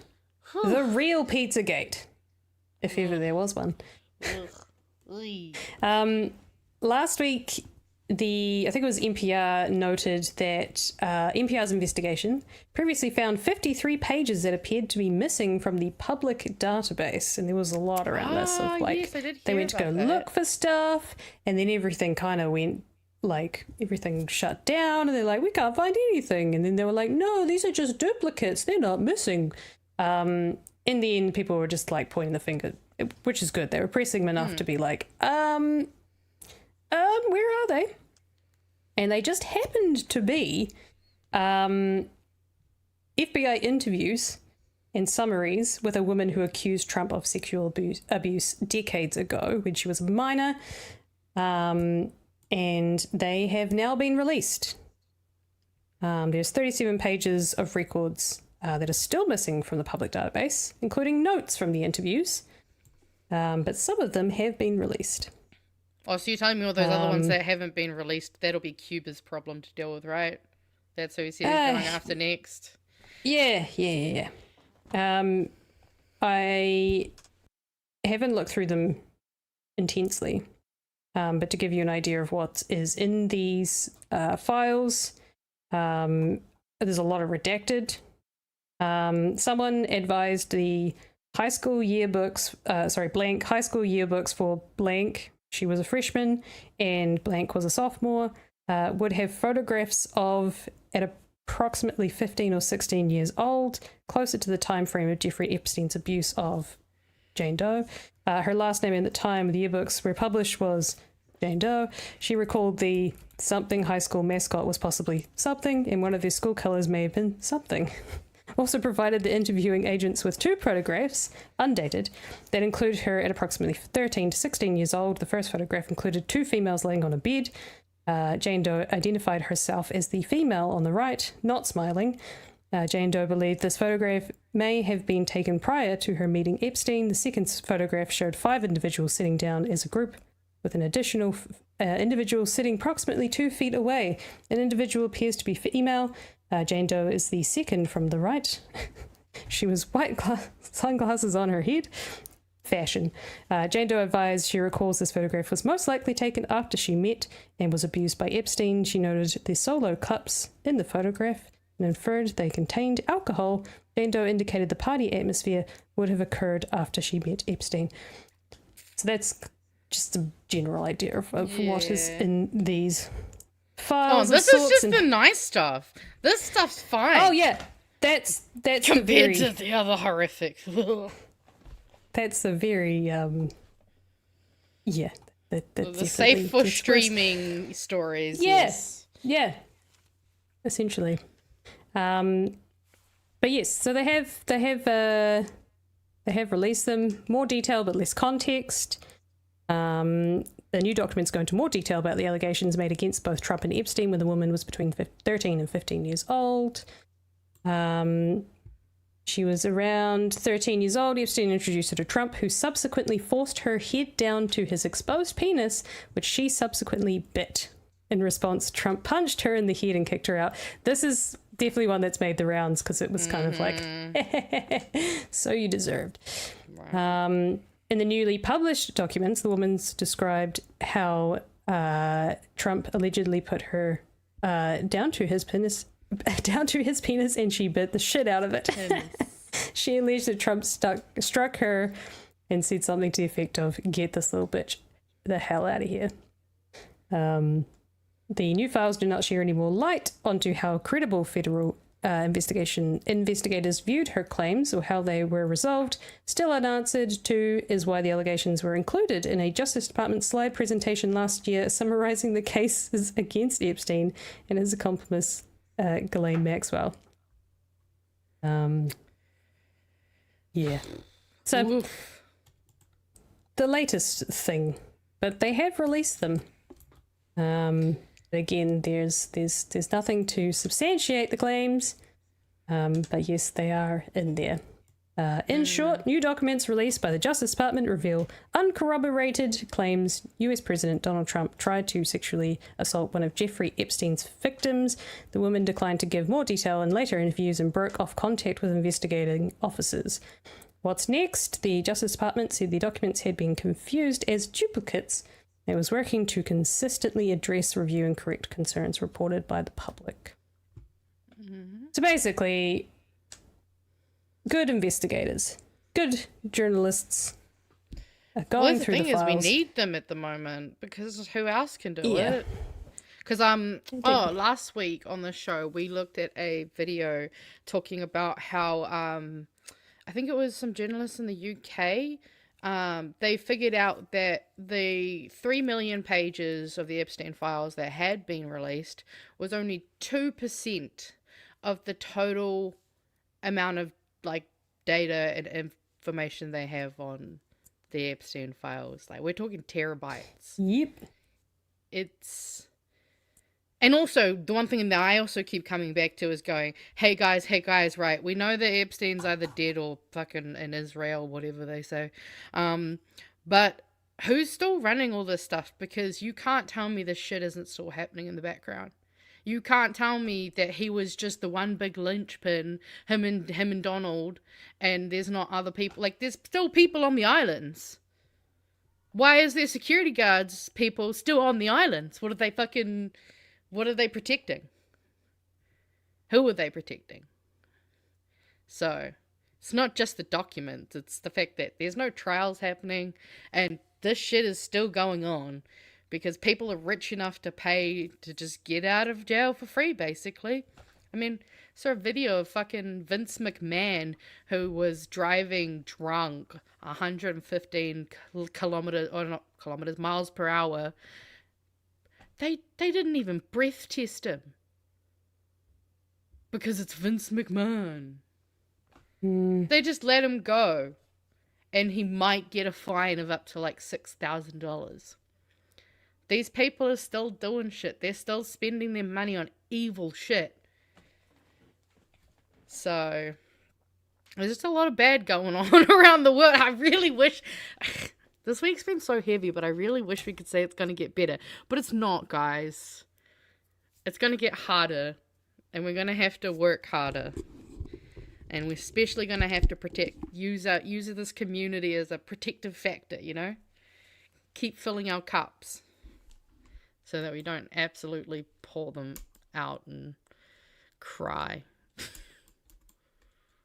It isn't going to make you cry, but might make you cry with joy.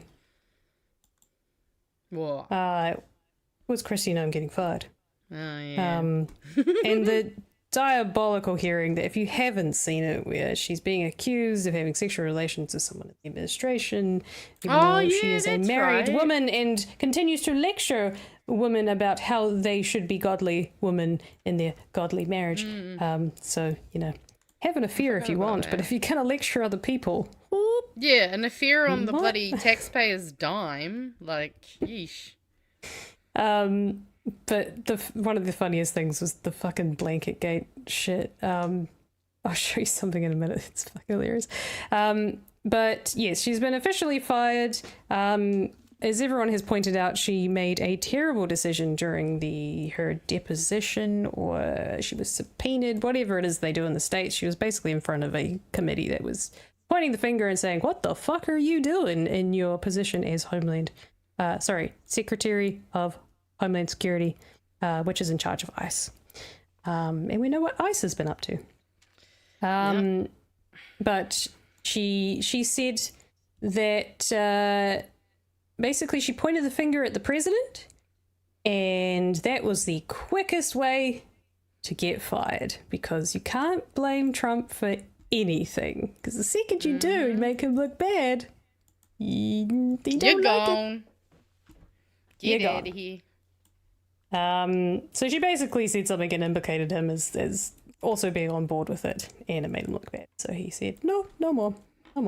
So some of the things that she was also part of, just the fuck up, the Alex Pretty and Renee Good killings.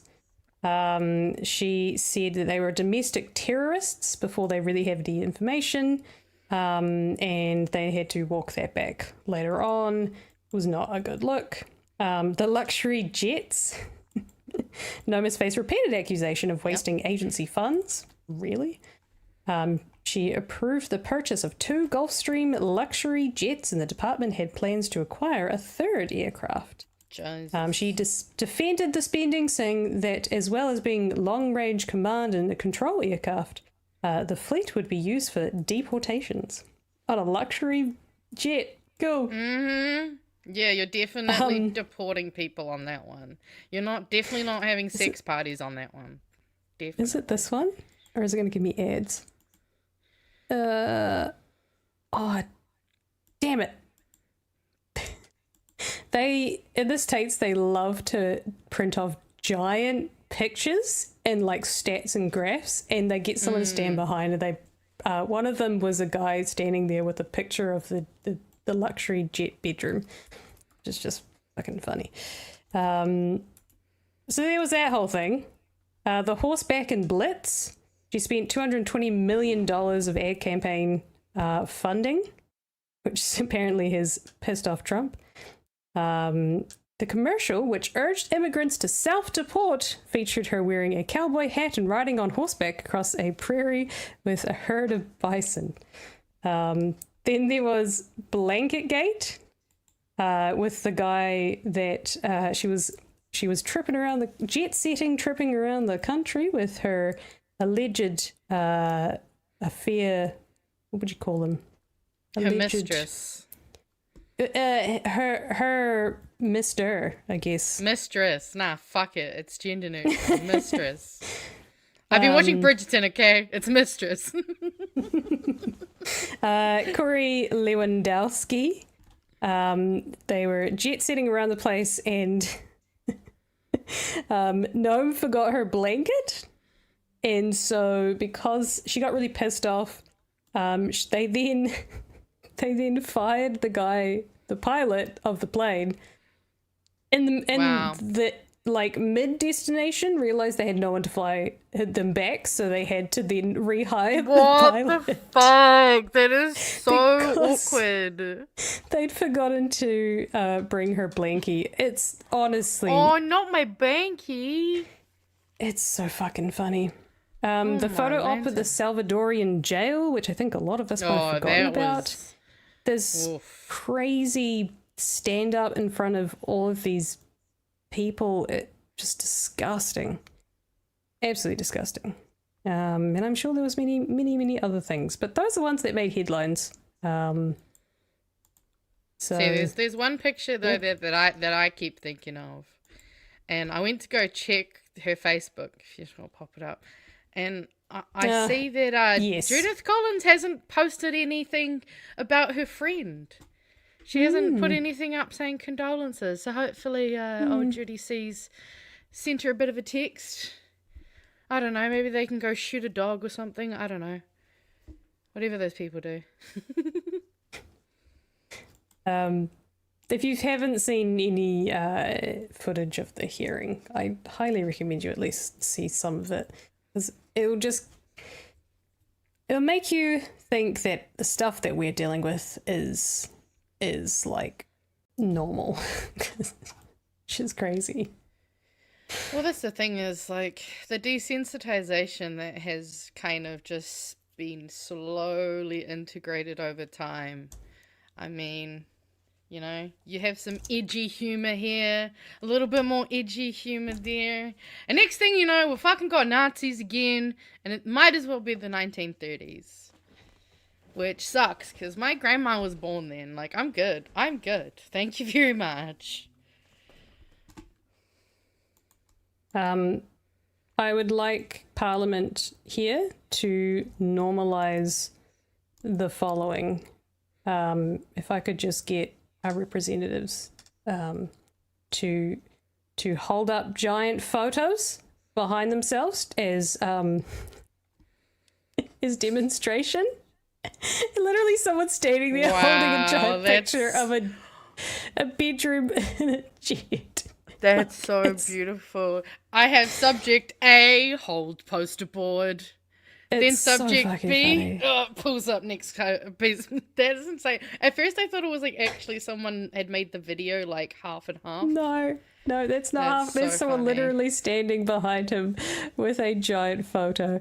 As a bit of a meme, can I please request someone in Parliament to do that? Just for the memes. I need someone, like, can you imagine you've got our Green Party, I don't know, benches in Parliament, and then I think Te Pāti Māori are sit next or right, like Yeah, they're next right or by the beside them. Greens. Yeah. Can you just imagine like Te Pāti Māori in behind, just like helping out a bro and just like lifting I would a giant 100% photo? do that. Me and Laura, we would just have one side each. Like that can Just be like, our job. Just like hiding underneath Right? the desk, and then just like pops out of nowhere, just this giant photo. Or just a giant graph, just anything, please. Yeah, bar Please. graph. Please make it a moment. Absolutely. Since Damn we're it. memeing around a little. Hey, Peter, it's worth getting told off for. I would be there at a heart. If I was in Parliament, I would try this shit because it would be memed forever and it would be worth it. I find it crazy how we're not allowed to have props in Parliament, but they can have that stupid dickhead walk out with the dumb scepter going, hear ye. He doesn't say that exactly, but he might as well. It's just every time I watch the beginning of Parliament, I'm always like, oh yeah, we are a Westminster-based system. What? Okay, that's right. Oh, weird.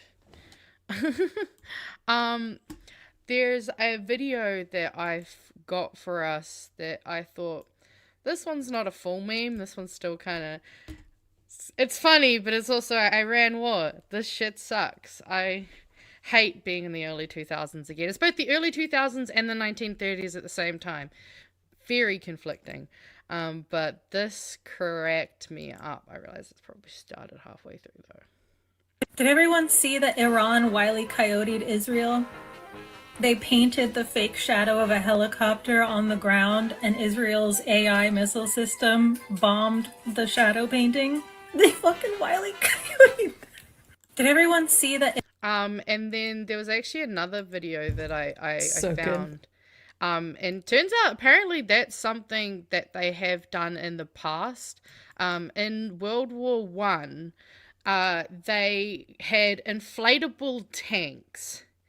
And they would place these inflatable tanks around and then get a real tank to like drive around to leave like track marks to make it look like there's all these tanks when really it was just like one or two.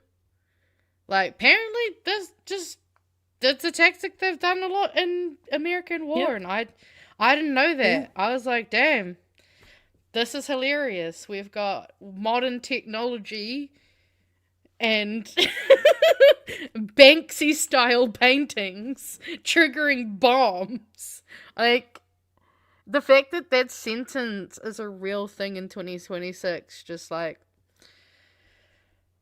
oh sorry, apparently it was World War II. I was close enough, all right. It was But, a yeah. world, it was a war. It was Yeah, we're in World War III countries. now. They're doing it again. So, But yeah, that was a little funny, haha, for that one. There. Wonderful. Did you want to see some New Zealand funny? Because we've Oh, got yeah. a quick little thing here, if you like. Yeah, I for got it. tagged in this on Discord, and I thought we'd probably all enjoy watching this a bit because, as some of you may heard, US butter is now being sold in New Zealand stores for a little bit cheaper, which is one thing that really keep concerning me in the video where Ryan actually does the interview. And I'm just sitting there and they're like, yeah, it's a little bit cheaper. And I'm like, really? Like, what's the point? But then they get Ryan, because he thinks he's a cool guy. He gets Willie Jackson and Paul Goldsmith to do a butter tasting test. And I mean, like, let's be real. It's not fair putting Paul Goldsmith up against a Māori for a butter eating competition. Like, Like I'm just gonna be that person and say like, I know my Māoris.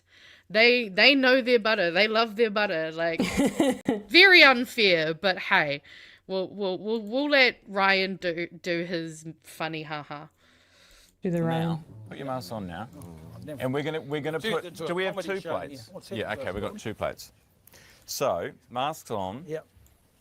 They're a bit slow, and so we'll we're going to speed get them you up. in a second. Hang on, I'm going to switch them around a little bit so you don't know what's going on. Oh yeah, he just Both? switches them around.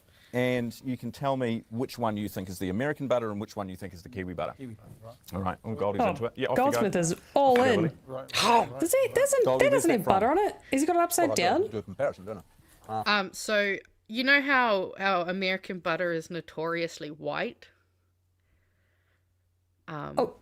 Wait, their butter. what? Oh, did you not know that American butter is white? Okay. Well, I'll find a picture, but American butter is not yellow like our butter. It is this weird I don't even know how it's white. If I'm completely honest, I'm like, do they bleach it? Because they also bleach their flour. I don't know if you know that. We also bleach our flour. We don't need to bleach as much. Not as much, but yeah, we like typical butter we do. Sorry, but typical flour. their butter is white, so that'll be why you're like, hey, where's the butter? It's because it's basically blending them with the bread. The whole sandwich. Oh yeah, then Ryan rips on him for being like, don't eat so much, damn. Kiwi butter on the left. Kiwi butter on the left. Okay. American on the right. All right. I love very that. Good. Done. Decision Nah, made. I know. Very, very quick off. I'd say that's Kiwi. That's American. Oh, okay. So. Is he wrong? Willie, you're right. Goldie, you're wrong. Oh, fuck Like, how bad is that? He can't even identify our own product.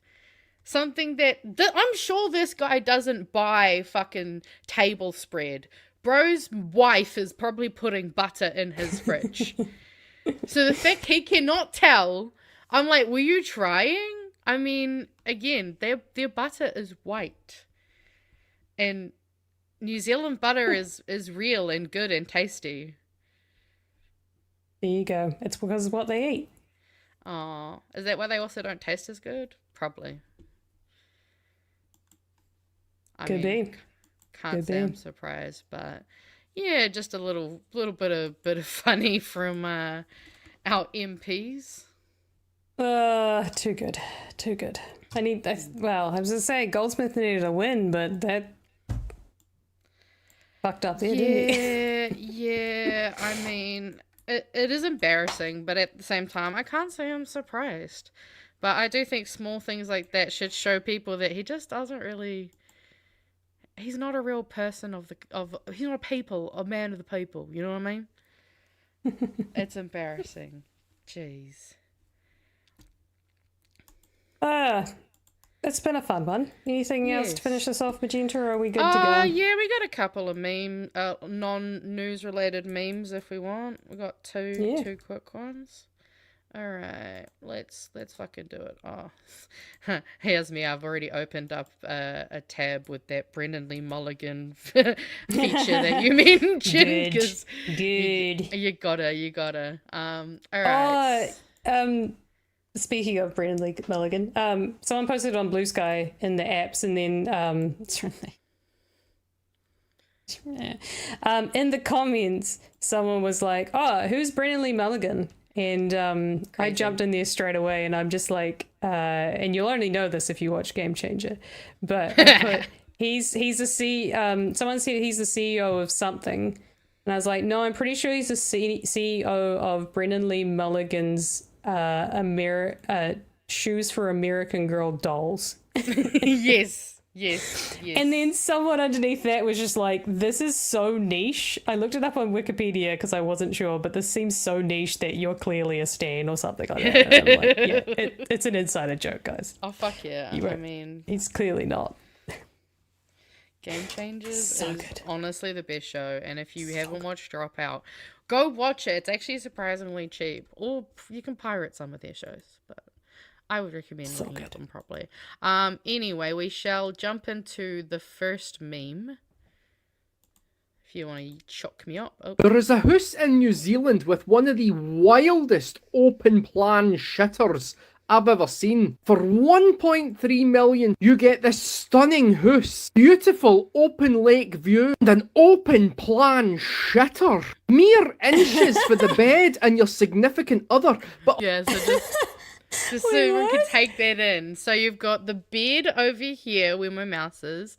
Then you've got literally the basin with a mirror right next to it. Your toilet's right next to that.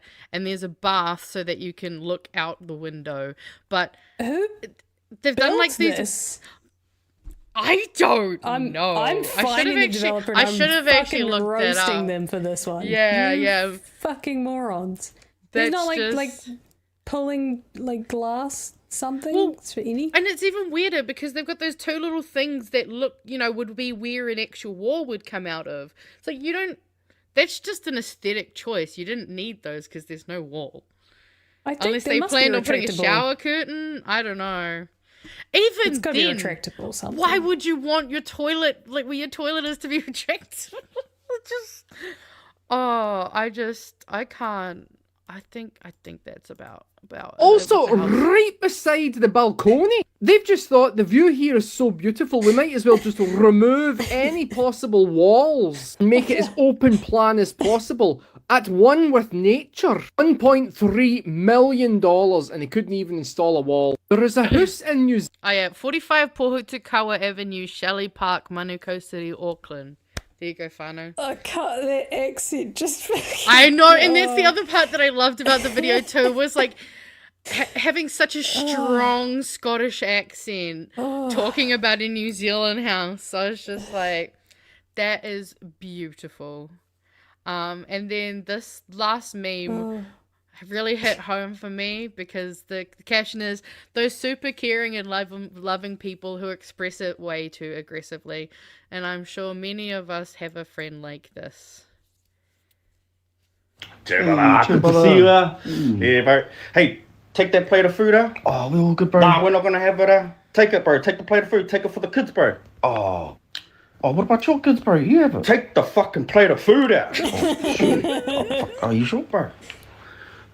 Take that fucking plate of food, all right? I want to make sure those kids, my nephews and nieces, are appropriately nourished. Yep. You guys need a proper fucking calorie intake out. Take the food. All right. Okay. Me nah, bro. Love you out. Bro. Are you warm enough? You want another blanket? Yeah, nah, I'm good, bro. I'm good. Are you sure? Yeah. Nah, I'm sweet, bro. Fuck. You better not wake up sick tomorrow. I'll give you a fucking hiding, bro. You gotta look after yourself. Oh, fuck, alright then. Man, alright. Love you, bro. Are you a millionaire, are you? Oh, well, no. Well, you take the fucking money, cunt. Go spend it on the kids out. Alright, okay. Man, love you, bro. How's that leg, bro? It's pretty sore. Is it all good? Nah, not really. Hey. How did it happen again? This horse crushed it, bro. Which horse? Oh, this white one at Ambury Farm. Ambury Farm? I'm gonna go fuck that horse up, G. No, bro. Nah, don't do that. Love you, G. Bro, do you ever feel like you've got so much love in your heart, but just not the capacity to give it out to the world? Fuck. Good to see you. And I mean, I love his skits, Matua Vini, but I mean, we all love that person. It's just like, fuck you. Take my love. And then just to finish us off, I didn't realize RNZ have like documentaries on their site. Yeah. And I saw that there's one here called Myths and Maidens. Women across the Pacific delve into colorism, fat phobia, and how societies have been taught to view women of color. I think it also touches a lot on whaafine culture as well. So I'm really excited to watch this. I haven't watched it yet, but highly recommend. Go check these things out. Some really, really interesting work that people have done that I think, people need to get their eyes on. Yeah, they do some amazing. Like RNZ, for the funding that they don't get, they do incredible stuff. Oh my god, totally. They amazing work. Hard workers for sure. Yeah, good stuff. All right, is that us for the day? Is it? Yes, I also realised I should tell everyone I won't be here next week, Whānau. It's Pride Month, and I have Pride stuff to do. I gotta go be gay and shit, sorry. One Friday, okay? We've got a lot to do this year, so I'll take off one Friday. It'll be probably the only one I take off, don't worry. You get one Friday, and that's it. Right? Then I'm back 20 to work. How many weeks, guys? Was it 25 weeks maybe now? Oh, 25 I don't shows? know. It was 40-something a while ago. It's probably 30-something now. Yeah. All I know is it's already March somehow. How the fuck did we get here, guys? I feel like it was like New Year's Eve just like not that long ago. It's already getting dark earlier. It's been so cold in Wellington. It felt like autumn's turned up early. Oh. Well, technically March is autumn, so it's on Yeah, time. but like technically, if you go based off like equinox and stuff, it's in the middle of the month. Me and my science teacher would get into huge arguments about this. But either way, it's been ridiculously cold, and I wish we had a better summer. But climate change, you know. Climate change, baby. Yeah. Well, it's been a wonderful week, everybody. Thank you for joining us for this big news week. And I have a feeling there could be quite another big... we'll know by Monday, I think. I think by Monday we'll know what the murmurs are in our political sphere. We could all be wrong and nothing will change in the next little bit. But which I'd be fine with. I'll be fine. Just shakes things up a little bit. Put some other turmoil in there. All I know is we need to get fundraising as well, guys. On the left, we're really poor. So if you have any fundraising ideas, start working on that. Yes. Very much so. Pat should be with you here on Monday, assuming that he doesn't catch the COVID that's going through his house. So there could be a change of scheduling. Instead of to be confirmed, it's to be COVID-confirmed.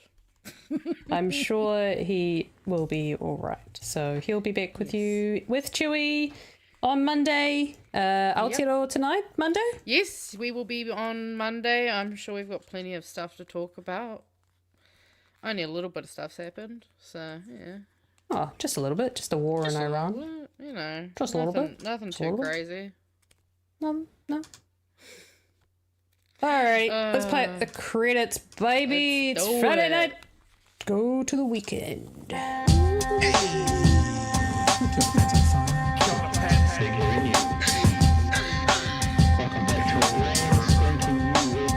Help us settle a debate, whether it be thoughtful or funny, even if we're all creatures of hate.